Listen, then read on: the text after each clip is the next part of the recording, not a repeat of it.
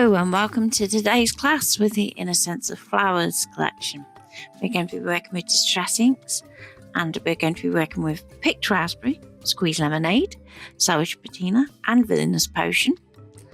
You're going to need some blending brushes and you're going to be working with our new stamps, our floral background stencil, our foliage background stencil and our layering stencil.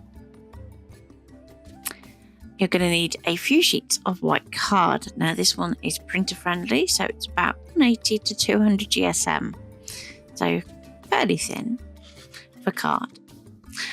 And then you can work with a magnetic platform if you want, or just have another way of splitting the page into two. We're going to start with the foliage background stencil.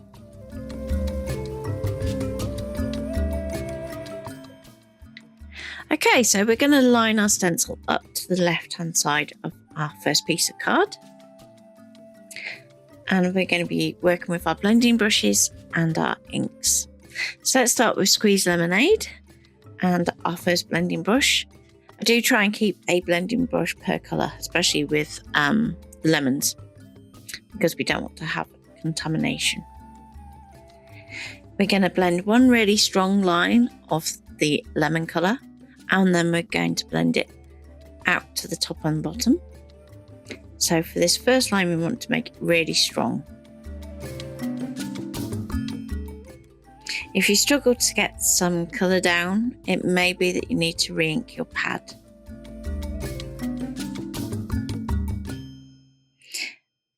As we start to blend out, you're going to want to make sure that you are using the excess that is also on the stencil as well, so that we avoid cross-contamination at a later stage.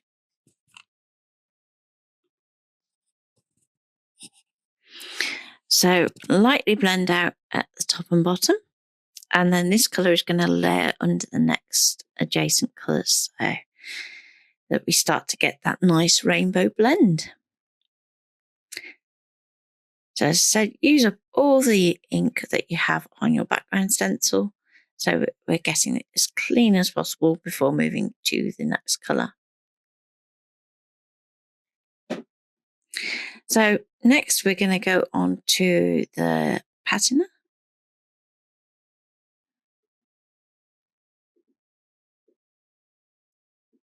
And we're again going to use a different blending brush so that we're not getting any cross-contamination.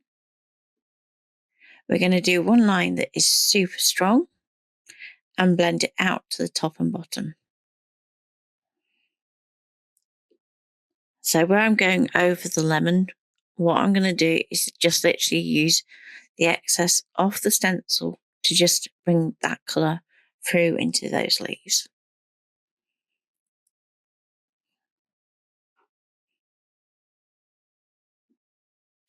Now with stenciling, less is more. So if you're thinking that you haven't quite put enough colour into those lemon leaves, chances are you already have, so don't worry. And then we're going to blend it out to that bottom edge as well, ready for when we move on to our next colour. And again, try to make sure that we are using all the excess ink off the stencil. So next we're going to go on to the Villainous Potion, and I'll just adjust the lighting slightly. The light was a bit variable the day that I recorded this. And again, we're going to do that strong line and then blend it up into the patina.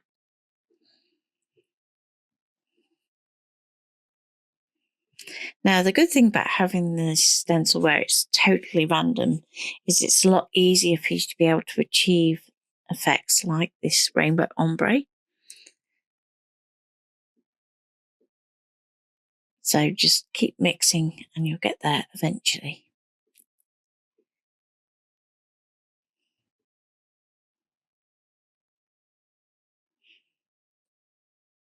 Now when I'm shading with these leaves, what I do try and do is make sure I get the strongest colour right at the base of the leaf and it blending up to the tip. And then we can go on to our picked raspberry. And we're going to do a bit of a stronger blend just at the bottom so that we get more of the reddy tones of purple as well. Now just bear in mind that there is still some of that Villainous Potion on your stencil, so you will get a little bit of colour contamination when you're blending. So when you come to blend at the top, start at the very top and work your way down. Gives it time for that contamination to work out of your brush.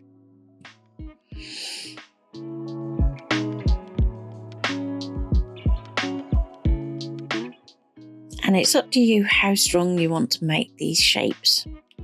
So more ink apply, the darker the colour, but it also means that you won't need to do the overstamping that I do shortly.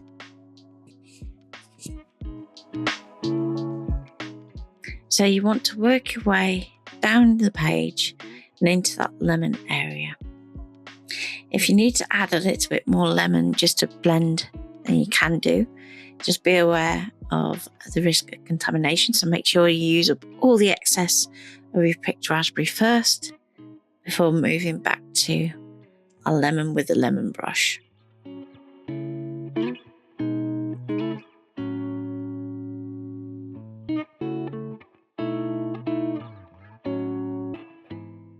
And you want to try and keep your tones consistent as well. It's a bit more difficult with the lemon, so you end up having a bit of a heavier hand with it. Okay, so there we go. We've got our stenciled background ready to carry on to the next step. And what I'm going to do is I'm going to use the matching leaf stamp from the set, and we're going to stamp with the distress inks. So usually when I'm using these stamps, I'll be using something like Versafine Clair, but because we're working on a background, we can just use the distress inks. This isn't about getting perfectly stamped images. It is about getting them so that you kind of have quite a loose hand in terms of where you're placing the stamp to the actual stencil. If you want to line up perfectly, you can do, but I'm quite happy to have it slightly looser than that.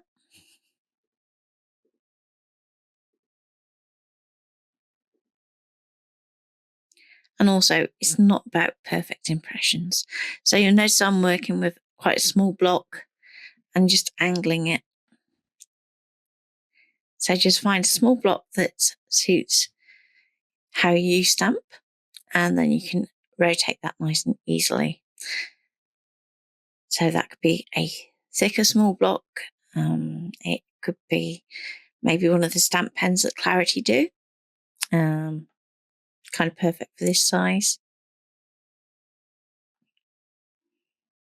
And makes the process a little quicker. So we're going to start off with Villainous Potion because we're going over that Villainous Potion colouring. But then as we're moving up through, we're going to change that up.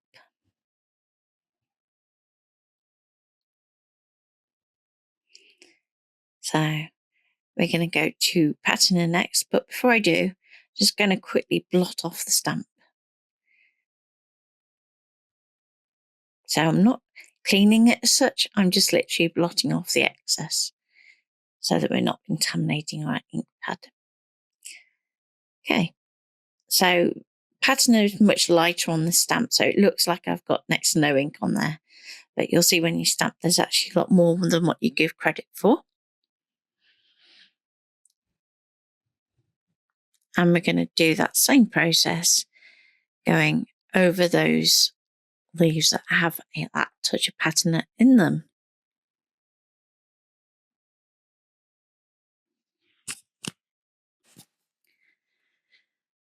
Okay, so we're nearly done with the patina and we'll move on to the squeeze lemonade. So again, what you're going to want to do is just give a little clean between the patina and the lemonade, just because those two colours are so light, but also you want to try and keep your lemonade as clean as possible.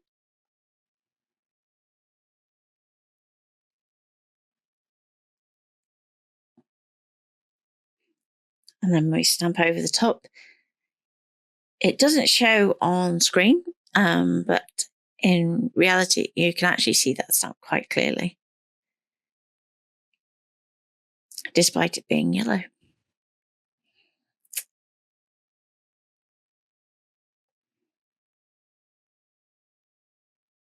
And we'll give it another clean, and finally we'll move on to the picked raspberry at the top. So by shifting the colours slightly in terms of the stamping colour, we're actually going to make that rainbow look even more blended. So this is an effect you can play with almost any small kind of worker stamps to make your own papers. And even if you don't have a background stencil, you can still create your own using your ScanNCut so that you have that coloured layer to start with.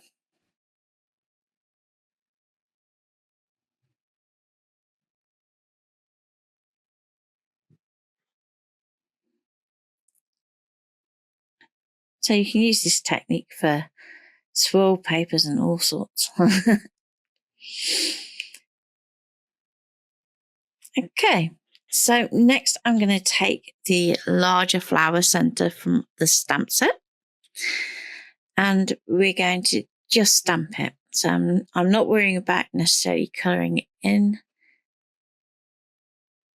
I'm just going to stamp to start with, and I'm going to do 2 impressions per colour. So a strong one and then a paler one. And we can blend these in much the same way as we do with our blending brushes. So we end up stamping the lighter colours over each other to get a nice blended effect.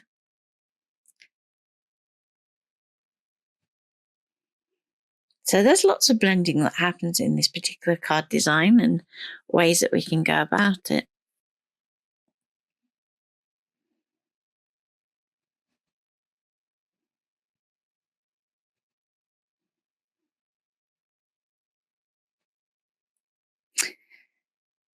And you can see that I'm introducing that Villainous Potion up to the top now with this stamping, so that we get the feeling that actually if we were to roll this pattern in a cylinder, that rainbow would be continuous.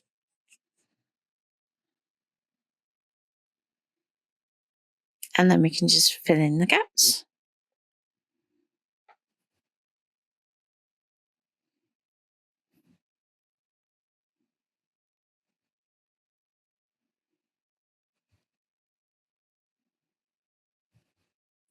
So you can see there where I'm going light over light to get the shading.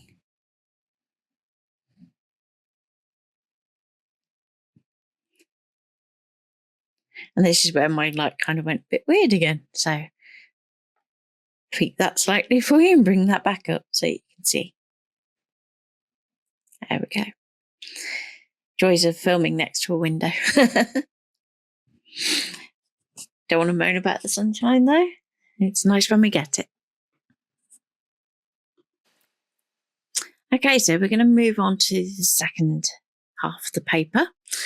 And this time we're going to be using the floral stencil. Okay, so again, make sure that it is up the right way, just so that when we do our overstamping, our flower is in the right direction. And you can do that by checking the text. So this time, let's start at the top and work our way down. So I'm going to go straight in with the picked raspberry. And you can see that I go a little stronger with this one.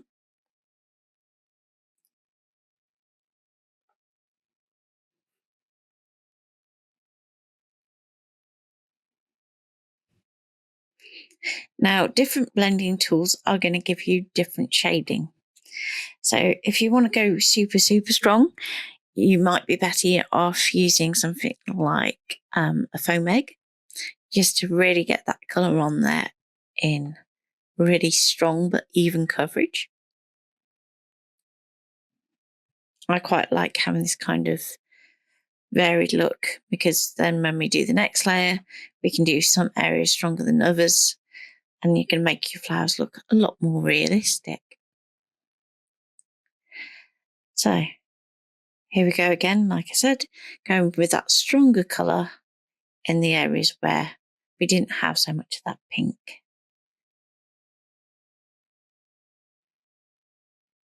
Now I'm going to start to blend down from that. So you're still going to pick up a little bit of that picked raspberry in your brush. So as we work our way down, it's going to clean itself. But that's fine, because as long as we keep working in that consistent direction, you're going to find that you get a nice variation of tones and colours.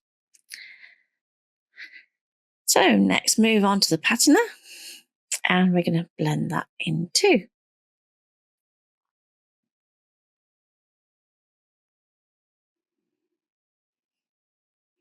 And I do kind of flick the colour as well, so that we get some nice blending.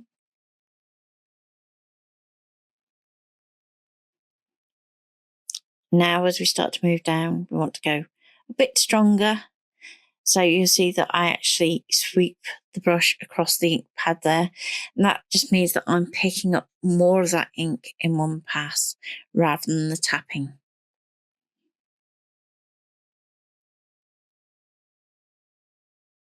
So I'll tap when I want it light, and I'll brush across the top when I want to apply something a little bit stronger.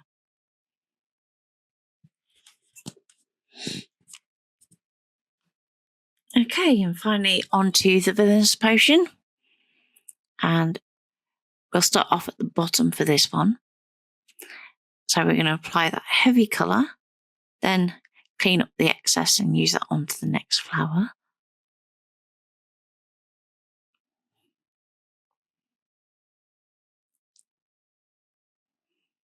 So you can see that bottom flower we're wanting to get quite dark, but then when we're working onto that next lineup, we're keeping it much paler and much softer.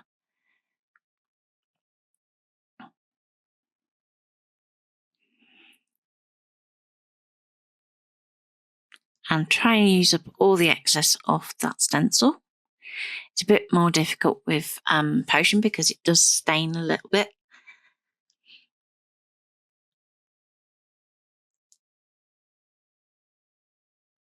And then right at the end, we're going to just bring in that picked raspberry, just so that we get those kind of redder purple tones.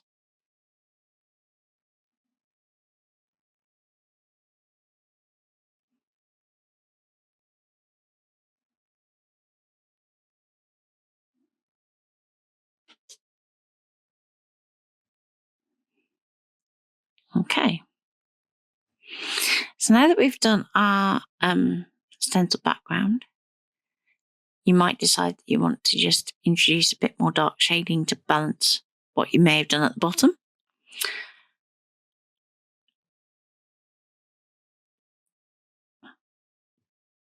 And then you can clean those stencils off in just plain water. I'm going to go back to my little flower centre stamp and use it to kind of infill my design in much the same way as the leaves. So that way we're kind of creating two pattern papers, but they have a really strong link to one another because they have that little infill design. Which means that then when we piece the card in a little while, it's going to look a lot more consistent.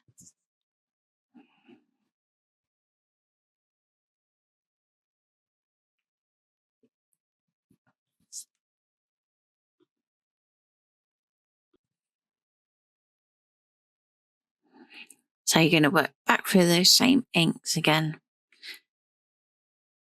And with the paler colours, if you want to just do one impression, then you can do.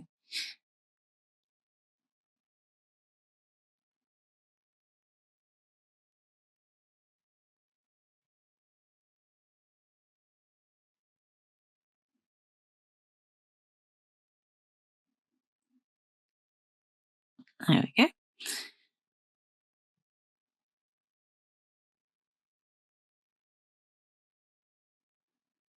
And back to the picked raspberry just to kind of do that last bit of an infill.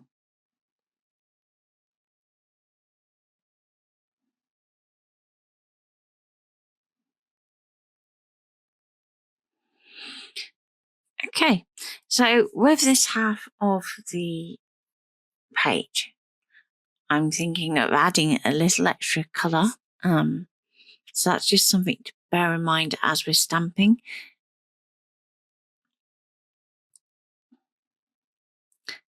So we want to make sure that we have quite a good impression of that ink.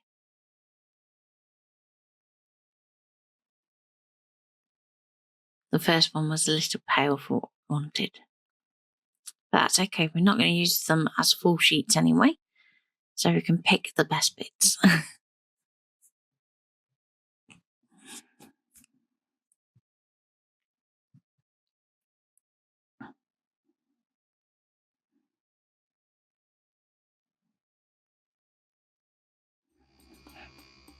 So now I've gone on to Villainous Potion just to save contaminating the yellow just yet.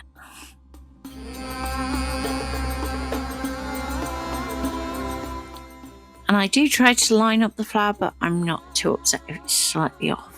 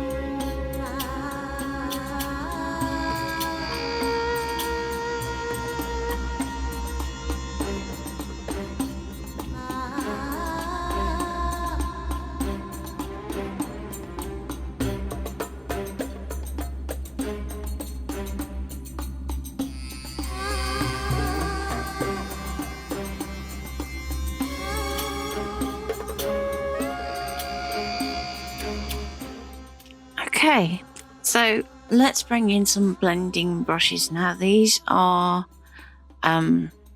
more like bristle brushes, so they lay down colour in a much different way.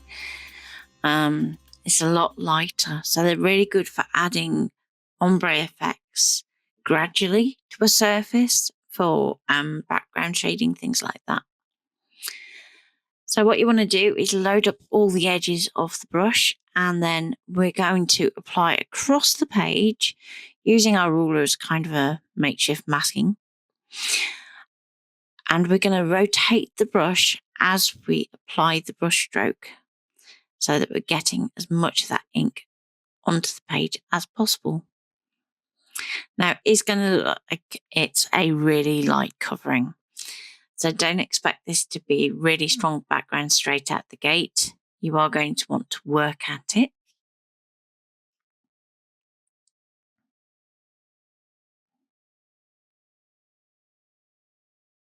And of course, paler the colour, the more layers you're going to have to apply. So Picked Raspberry and Villainous Potion are going to build really quickly as layers, whereas your lemon is going to be a lot softer. Try to keep a separate brush per colour if you can.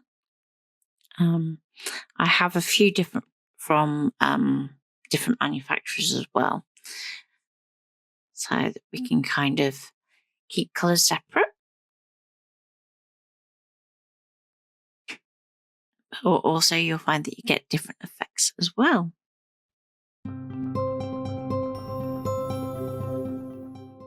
So we're going to work through our rainbow in much the same way. Start at the top, work our way down.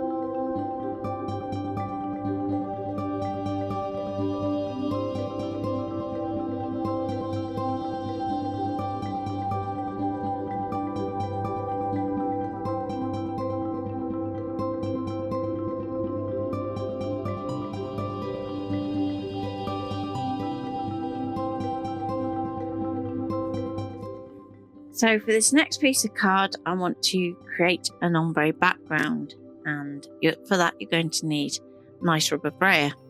Now, due to tech gremlins, we miss a bit here. So what I do in the meantime is I use those same coloured inks to create a ombre pattern on my gel plate, and I take a print. I clean the brayer off when I'm doing the blending on the gel plate onto another piece of card that we will be using.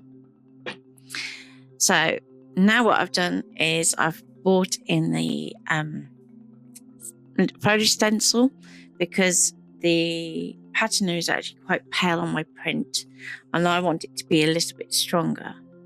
So rather than trying to do it all with blending brush and creating a stronger kind of center patch, I thought I'd bring in the leaves, and that way we're going to kind of mirror that same pattern effect.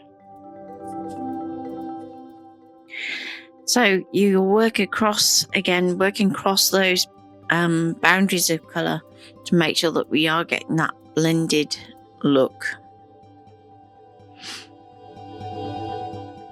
And remember to keep swapping your blending brushes as well. It's really easy when you're working on something like this to just accidentally kind of cross-contaminate. And same with the stencil as well. When we're working, just be aware that you're building up colour as you're doing this. So you could risk cross-contamination.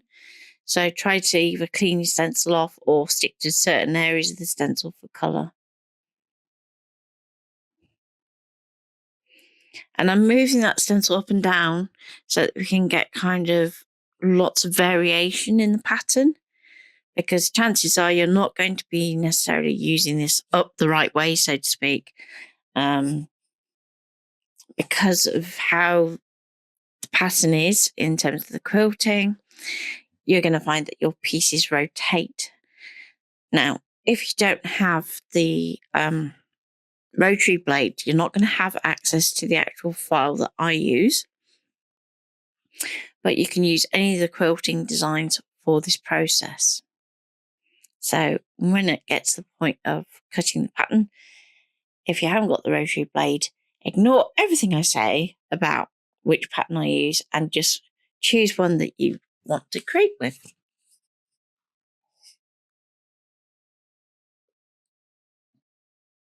Okay, so I'm working across the card, and you can see that I'm being quite kind of heavy-handed with the blending brush. And if you want to swap tools to like a foam bag or a finger dub or something like that, where you are going to get that stronger transfer of colour, this is the ideal sheet to go for that on. Now, because this is much more colourful, we don't have to worry about the overstamping, so you don't need to repeat that step for this particular piece of card. Which is going to make life a little bit quicker. Or if you want to kind of go down that route, here's an idea for you. Give the entire piece of card, once you've done all your ink blending, a really good blast with a heat gun. So something like your sort of older style embossing little heat gun that you get, to make sure that all these inks are absolutely dry. Now, because we're working with inks, they're all dye-based. So that means that once they're dry, they're dry. We can then use something like a sticky ink. So that could be the Sukaniko glue pad. It could be an embossing pad, or it could be a white pigment pad to stamp the leaf images over the top. Then get some nice white embossing powder, and then you can heat set that, and you'll have some lovely white impressions for those leaves. And that's going to pop far more than if you try and stamp in the colour or even in black. And it's going to give you a really bright, zingy look. Or another suggestion, using that same glue pad, is you could actually foil it, which would be cool too. And of course, we have our white foil that you can do that with. Okay, so we've done that bit, and we're just going to give our blending brushes a quick clean. So you can wipe them on a dry cloth, but the water is going to help you get that ink out of your bristles so much quicker. The stronger the colour, the more likely your brushes are to stain, but don't worry about that. It just means that next time you come, you know which brush you want to use. So don't worry about it. You'll notice I flick through the bristles, and that's just a quick way of checking to see if the ink has kind of sunken down into the brush. If it has, then you do have to give it a little bit more of a clean, and it's going to take slightly longer. Like any brush, it's going to draw ink up into it, so that you can then apply that paint, or that ink. But the trouble is with that is if you're frequently changing colours, then you're going to find that you get cross-contamination. Okay, so you can see just there that that piece of card where I cleaned the brayer off when I was doing the ombre on the gel plate. So we'll be coming back to that one shortly. But let's start with our first piece of card. And we're going to move to our ScanNCut. And we're going to be using one of the quilting designs. So here we are with one of the quilting designs from the Rotary Blade Kit, and that's DXRB Kit 1007. So each quilting design can be made up of multiple mats. So this particular design has 5 pieces. So we're going to be working with sheet B to start. Now, with the quilting designs, you don't resize them. You just literally bring them in. So this is going to make an 8 by 8 inch design. And ignore what I'm doing now. That was not what I was meaning to do. So if you do this, just move the bits out of the way. Go to multi-select, select nothing, use the window, and just size that around the objects that you've just imported, and we can just delete them. There we go. So let's move our pieces back here. And we're going to go to Add, Retrieve Data, and to the USB. Now, I've put all of my collections into my collection. Now, this does take an age to open it this way. So that is just something to bear in mind when you are working with these designs. It is quicker to work in Canvas than it is to work directly on the machine. But obviously when you're working on the machine, it's simpler in terms of working between the different mats. So you've got horses for courses. So we're going to scroll back down to our design again. Okay. And we're going to go to D. So this is going to be the center kind of part of our arch.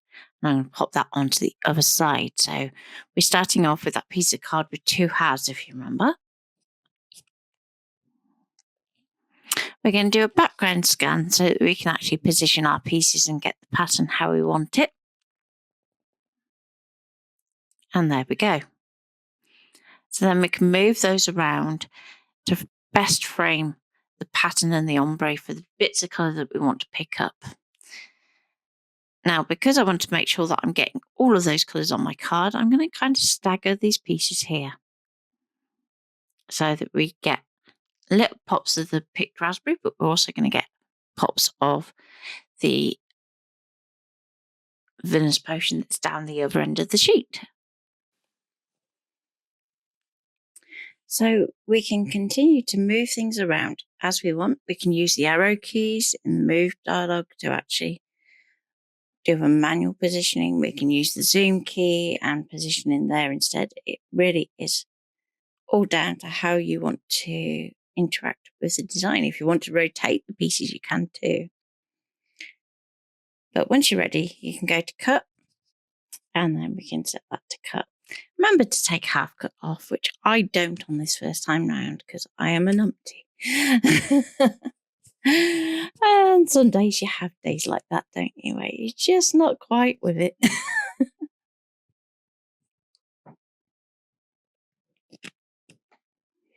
And if you're wondering why my speed is at 9, we had an idea for a video that we want to do, where we want to test out the relative cutting speeds of the different cutters.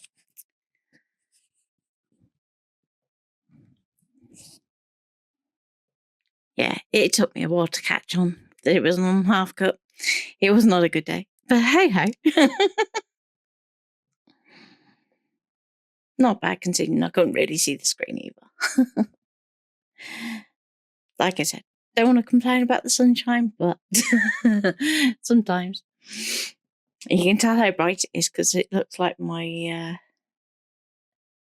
ScanNCut has the wrong model number with that, because the screen looks white. Okay, and I still didn't twig when I went, that's it. Don't. Oh dear.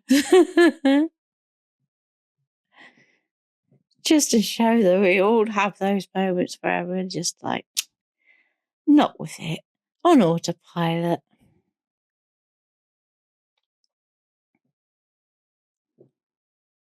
And then we're going to let that cut out. And it goes super quick when it's on 9. And then we can reset that.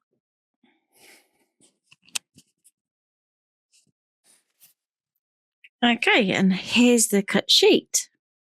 So we can peel away our waste and set that to one side, and we can use that for another card easily in future. And we can just take off the pieces that we need for this particular design.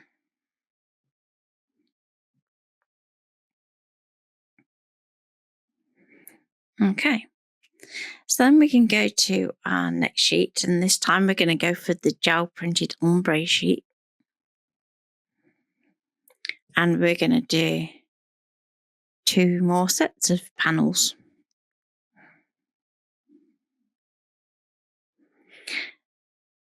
So this time, instead of doing B and D, we can go back into my collection.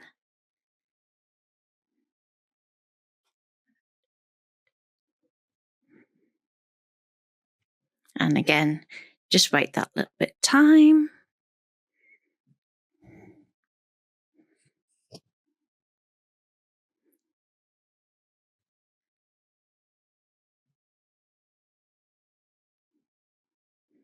As I said, it is quicker if you do this bit by canvas, but It's one of those. Let's scroll down.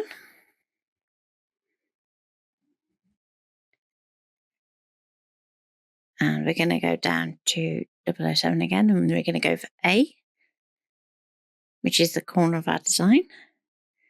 We're going to go back into my collection again. Da, da, da, da, da, da, da. Come on.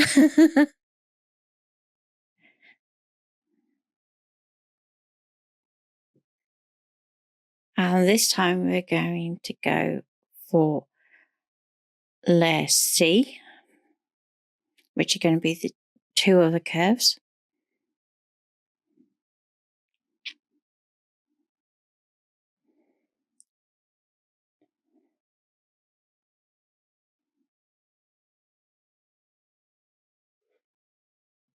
And go OK.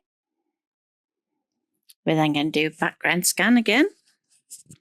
And this is so that we can line up those pieces how we want them on our card.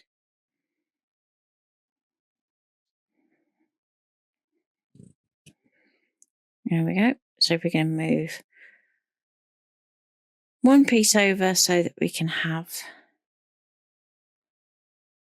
our nice ombre section.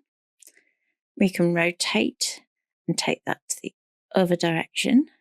And make sure that you don't have your pieces overlapping. So do make sure that you move them. And then we should have a nice little bit of an ombre to each section that we cut.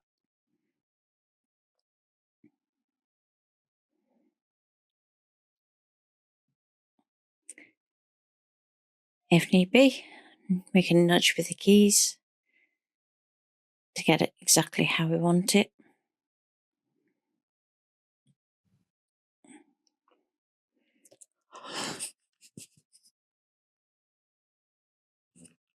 And cut those out. This time much quicker. Okay.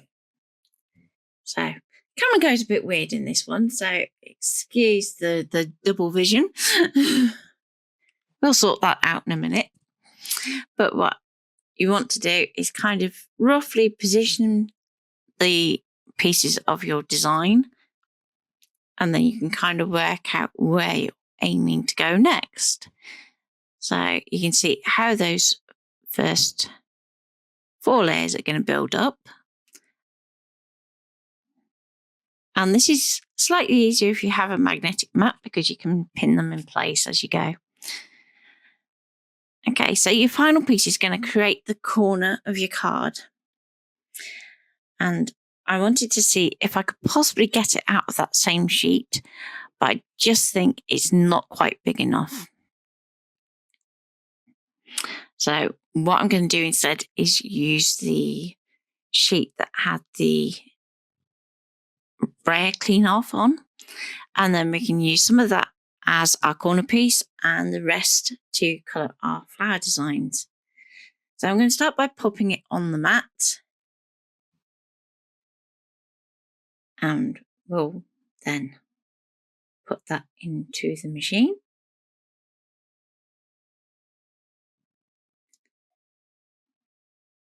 There we go. So as I said, the screen will sort itself. So this is layer E.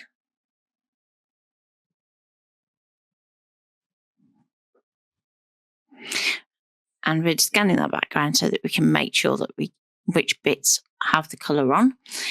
Obviously, you want to think when you are moving this layer, making sure that you are both staying within that card edge, but also where are you going to put your sentiment? Which way around do you want that curve to be? You know, do you want to put that sentiment up the top right or top left?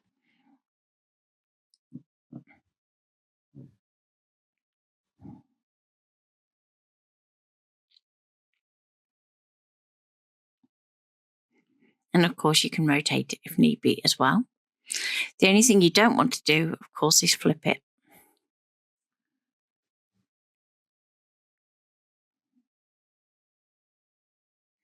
And we're going to cut that out. And although it says a minute, it doesn't take a minute. Unload the mat and away you go. So moving back to our desk, we can peel away the waste and then peel off our corner.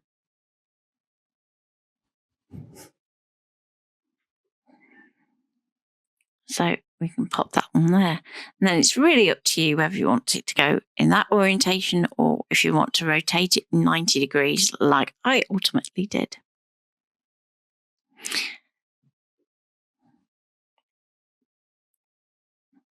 It just worked out better with that little bit of patina at the top to just have that where my sentiment was going to be.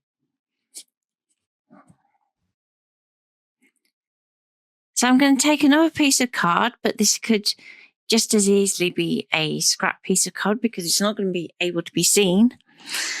And we're going to cut an 8-inch square. So nice and simple. So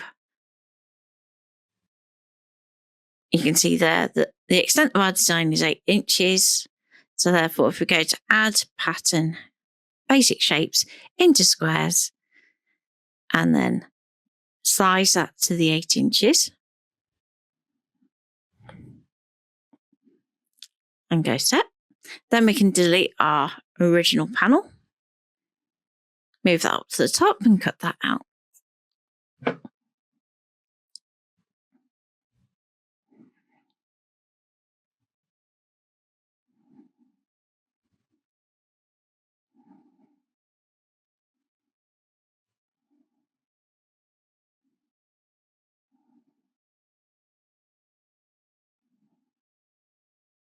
And once that's all cut out, then it's just a case of what finishing touches you might want to add to your card. So I wanted kind of to really play on the quilted effect. So I added some inking to the edges to give it like a 3D effect. So I'll show you how I did that next.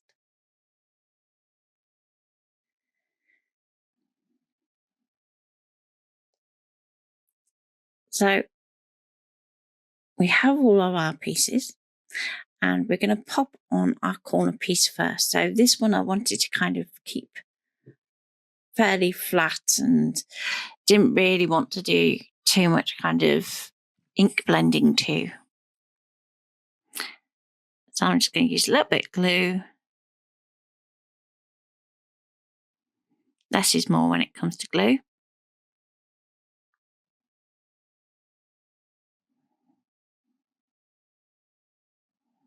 And I'm just doing really thin lines that just follow those outside edges. Then a little bit of a squiggle. Technical term.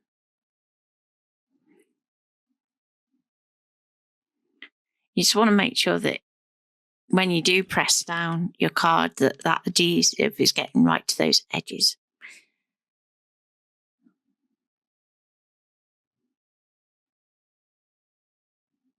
So line it up at the corners.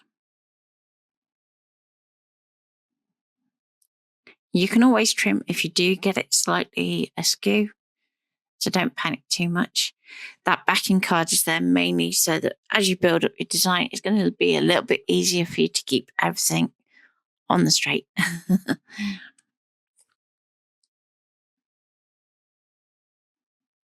This could just as easily be the front of a card. It could be that you are working in a sketchbook even.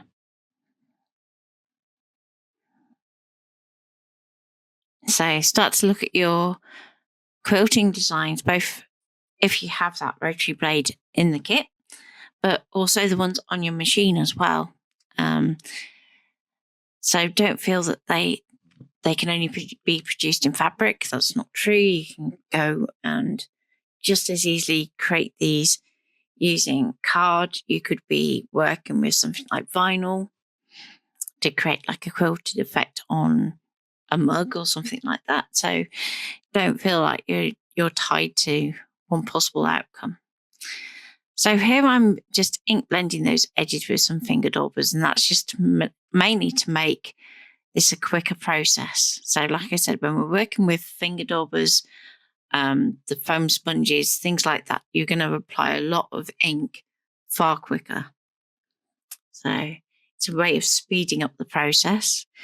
And I'm kind of going through like a rainbow as I'm doing this. So I'll start off with the picked raspberry, but then I'll go to the squeezed lemonade, and not necessarily always following the colours that are on that particular piece.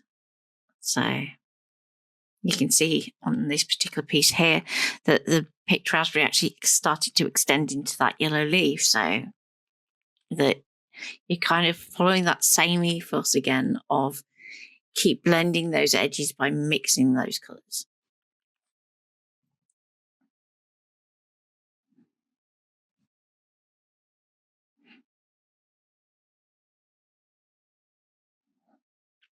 And you're going to do this for each of those pieces.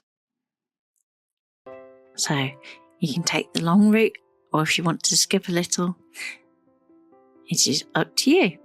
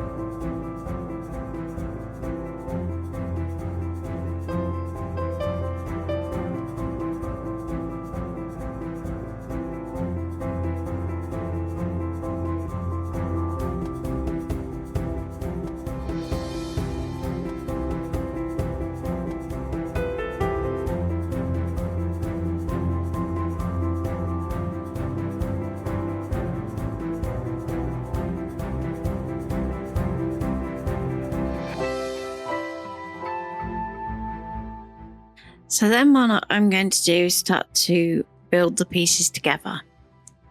So again, using that same wet glue. I just find wet glue is a bit easier when you need to actually line pieces up. These pieces literally do butt up right against one another. So what you do want to be kind of conscious of is letting yourself have that kind of wiggle room so that you can slot these pieces in. So if you've done paper piecing with a die, it's very similar in terms of how they're going to fit together.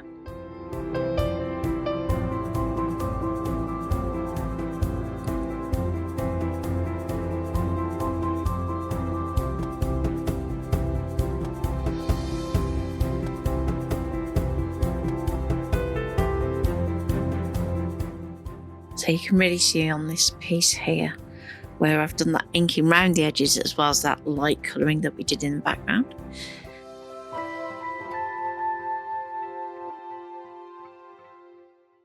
And then next we have the gel ombre piece.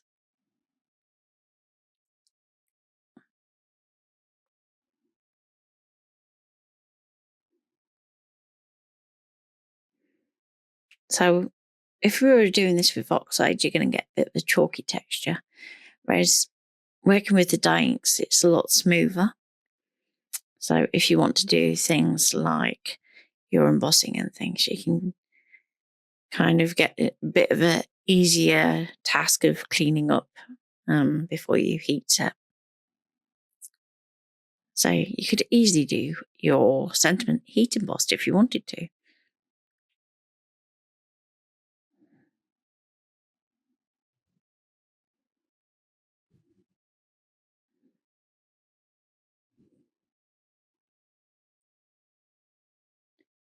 Okay. So with that all set, we can then get some fine liners and add on some faux stitching detail. So I'm going to work with some coloured fine liners. If you want to use black, or maybe black is all you have, that is absolutely fine. I just want to pick one that is the closest we can get to the Villainous Potion. I'm using some Arteza Ink Conics for this. but any coloured fine liner will do. And all I'm going to do is just do a dashed line around a couple of the panels. So in this case, I'm going to go around our 2 ombre panels and also that little corner panel. And then I'm also going to go around the curved edge of that top corner piece and carry it around the return a little bit. And we can kind of have a little bit of fun with thread effects as well. So if you want to do like some little trails of thread, some little bows, some zigzag stitches, tacking stitches, that kind of thing, it just makes it look all the more quilt-like. So don't be afraid to play and have a go. I have to say, the stitching on my hand sewing machine is not necessarily even. But that's kind of part of the charm. So I don't think you've got to have it perfect.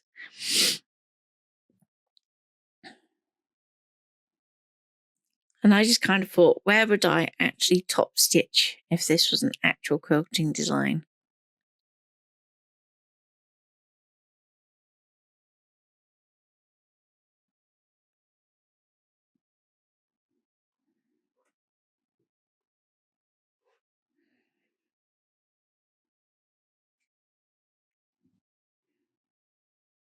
So you can see with this design just how 3D it looks, just by carefully planning where we're putting the ombre.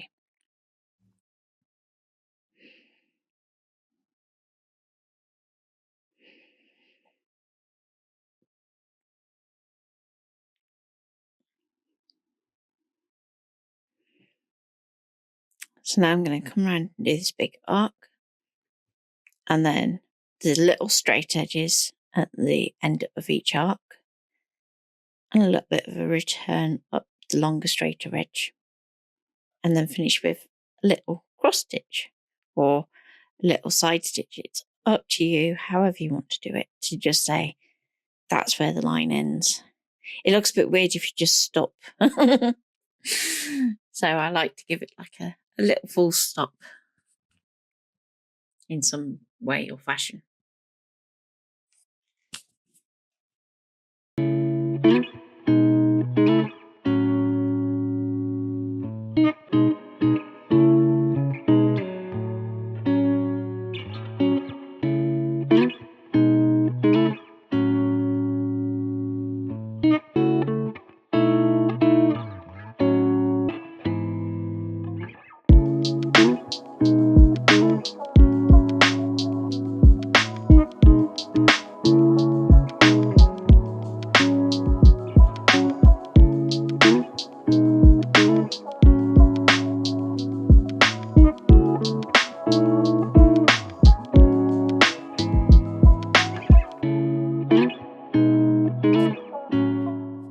Okay, so now we're going to go back to our kind of cleaning off sheet with the brayer, and I'm going to pop that into my stamp platform.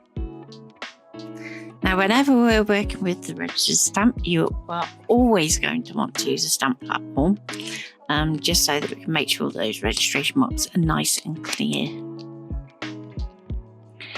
And I'm going to cheat a little, so I'm going to use the brayering that's already on there as a colouring for the designs.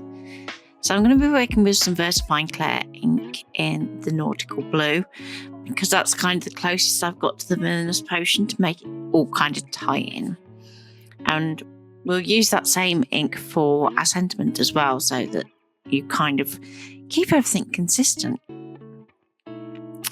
So I'm looking to position my stamp so that the registration marks are on light areas of card. So ideally with no ink, but if you do have to get some ink in there, go for the lighter squeezed lemon rather than the picked raspberry.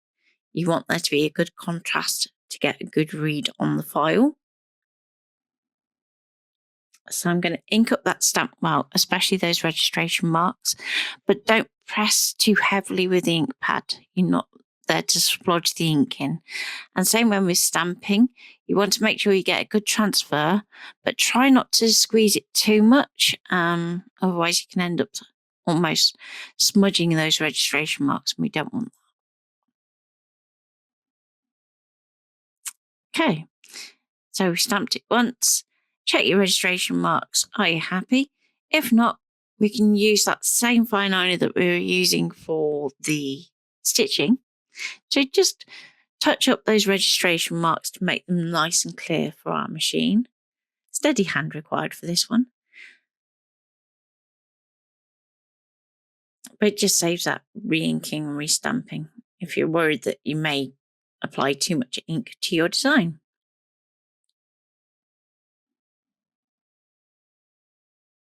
And there we go. So we can then pop that over to our machine and we can cut out those flowers.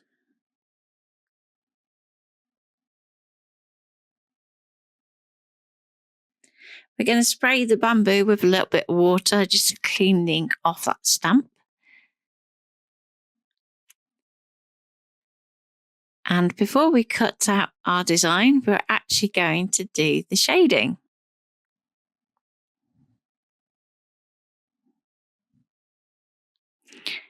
So I'm using the layering stencil to actually build up on the shading that's already there. So work with the same colours that are underneath. So in this case, the picked raspberry and the squeezed lemonade. And we can use them to create our shadows. So you want there to be a shadow under the curl at the top, but not necessarily at the bottom. You might want to deepen the colour in the centre of the flower, like I'm doing here. And again, I'm using a finger dauber for speed because it's going to apply a lot of ink very quickly. And when I take that away, you can see that we're getting a lot more of a 3D effect.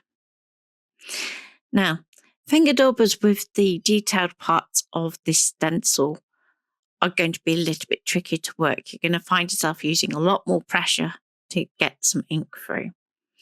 So that's just something to bear in mind, that when we're working with stencils with lots of fine detail, the brushes are going to be better. It's possible though, as I'm showing here.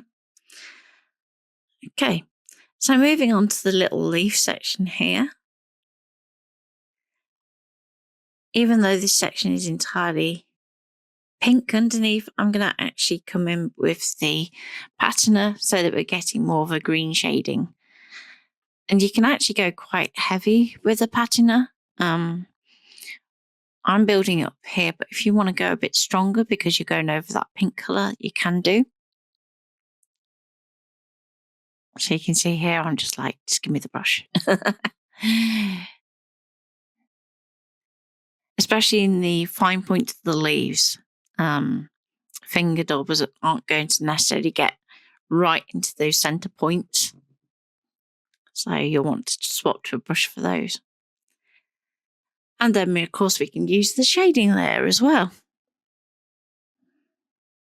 So again, we can either use the brush or the finger daubers. I'd recommend still using brushes.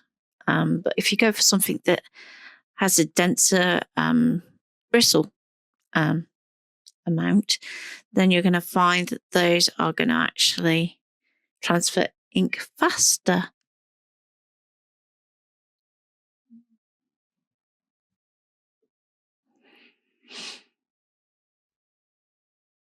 So you can spend your time putting in as much or as little of that ink as you want. You can really build up quite intricate shading with our layering stencil. So if you want to do multiple shades through one stencil section, you can do. So for instance, with this larger area here, we could put the Salvaged patina around the outside of the leaves, working through to the Villainous Potion in the centre.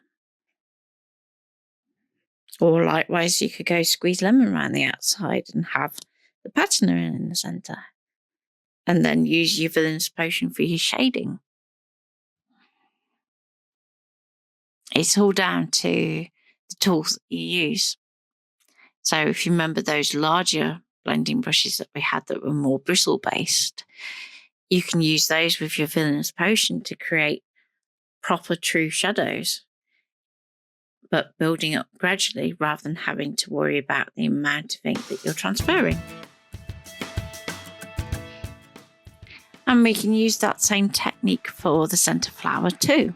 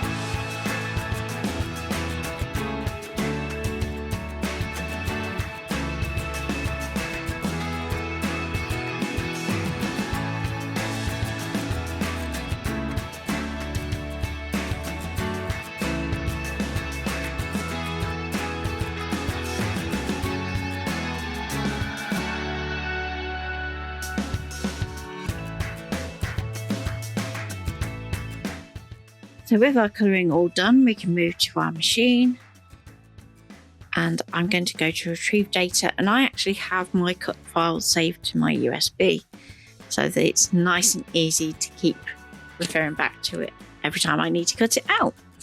One of the joys of having this design as a stamp is that you can go, okay, I need to create with that today, and it's so simple to just go, right, stamp, colour, cut. Even if I do occasionally get the steps in the wrong order.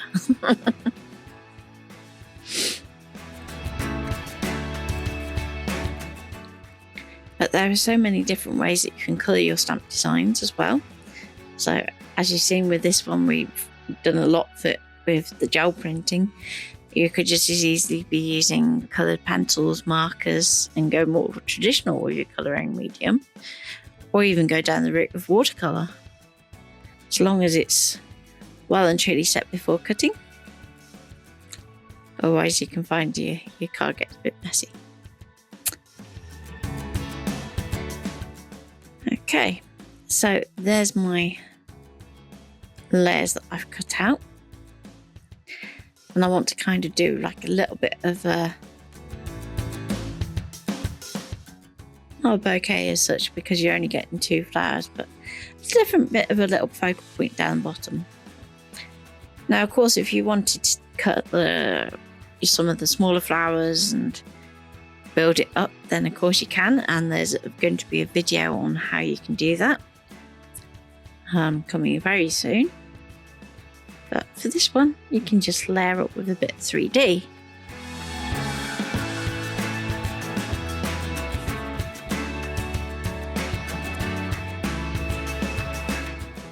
Now, before you stick down your flowers, really important, don't forget to do it because it's going to be really awkward to do this after you've stuck down your 3D flowers. Do your sentiment. I nearly forgot it. Nearly.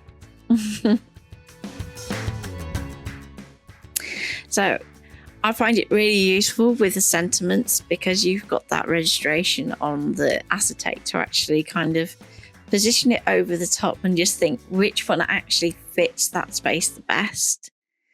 It's not always that I will kind of have a sentiment in mind. So it's more like I just want some text to fill that space there. What text fits?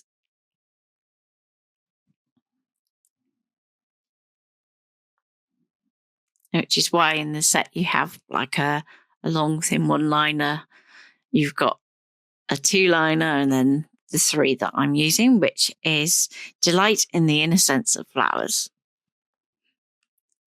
And it's kind of a play on words. It's the name of the set actually came from Ian. So you got a bit of a play on the scent of a flower, but also, you know, innocent as well. It's just that kind of getting back to nature.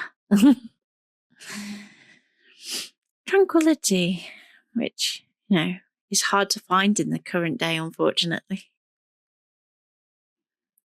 And I'm just going to use some 3D foam dots just to pop everything up. So this first flower I'm just going to pop up on one layer, and then the second flower, what I'll do is I'll pop that base layer up on one layer and then the center flower up on another. So once we have those stuck down and ready to go, the project will be finished. So as is always with little 3D foam pads, the longest time is peeling off all the backing pieces.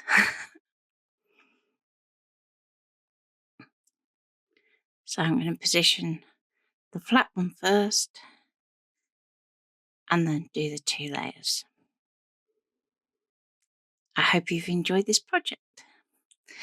So the stamps and stencils are available individually or as a bundle on our website, which is gocreatecraft.co.uk.